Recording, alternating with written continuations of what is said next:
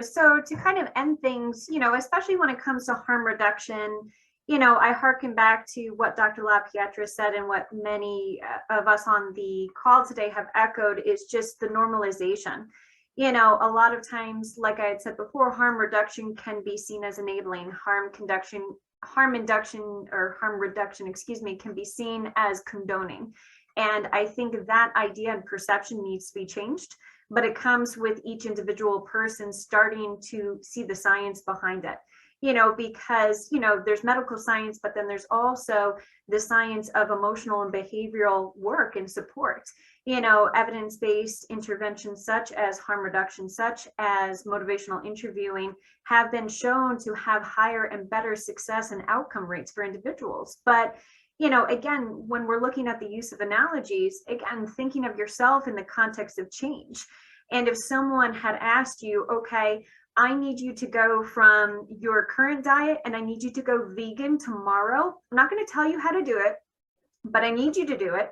And if you have anything that is from an animal product, you're going to be a horrible person and you're going to be bad and you're going to fail. So go be successful. No, I'm not going to tell you or give you resources to be successful in that. Just go do it.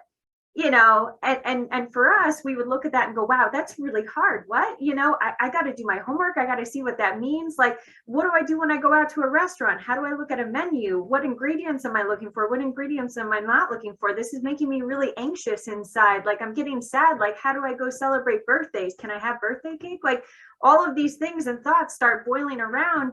And then what inevitably happens? We eat something. It's like, oh my gosh, that had milk in it. Oh no, I relapsed, and it's just, I'm not using that analogy to condescend, the significance of addiction, but just to show how difficult change can be when it's looked in the spectrum of all or nothing. So if we're talking about something like a dietary change in that nature, usually what people would do is say, okay, I'm going to stop eating red meat.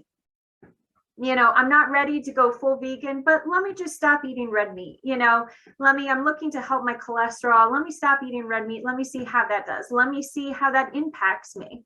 Okay, I'm doing really well. I'm not eating red meat. Oh, I had a burger, and now I feel really gross, but that helped inspire me because I want to move forward and I want to continue to do that. And now I'm going to take chicken out of my diet. That's meeting people where they are at. And again, when we look at it in the context of the opioid epidemic, it's not condoning the use, it's just trying to save lives, to say, okay, what are you willing to do?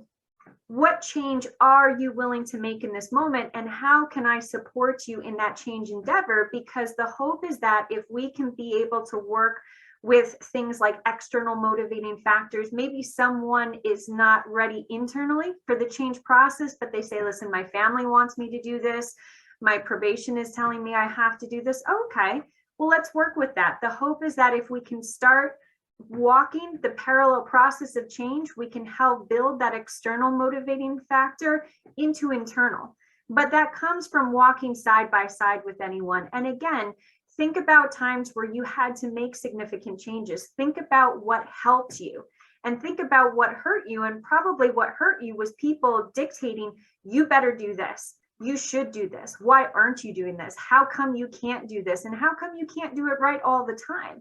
And the pain that we felt in those moments, I encourage everyone to just take that in and have that soak in a way to just have compassion and empathy.